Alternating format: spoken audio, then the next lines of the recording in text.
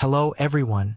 Today we will see how to do terminal connections and dip switch setting in XC10. Terminal connections asterisk. Asterisk you will connect the supply on the line and neutral to turn on the counter. Asterisk on ground and reset, you can connect an external reset button to reset the count.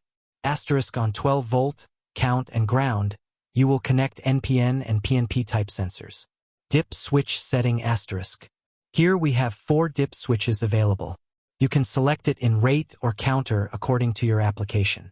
Asterisk dip switch 1 mode selection. Asterisk 4 rate you have to put dip switch 1 in the on direction. Asterisk 4 counter you have to put it in the off direction. Asterisk dip switch 2 speed selection. Asterisk if your speed is slow, then dip switch 2 has to be put in the on direction.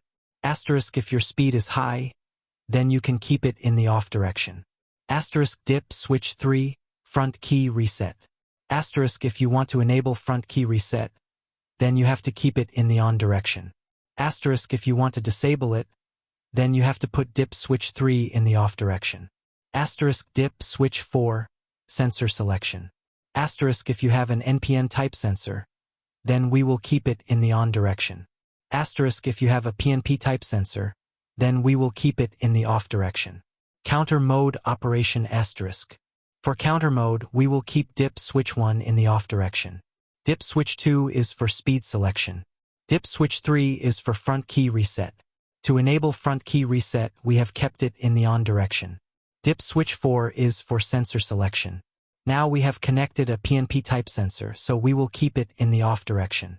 When I am touching the sensor here, it is counting. To reset, you can press the reset button, then our counter will be reset. Rate mode operation asterisk. Similarly, for rate, we will keep dip switch 1 in the on direction. Now when I touch the sensor, we will see the rate here.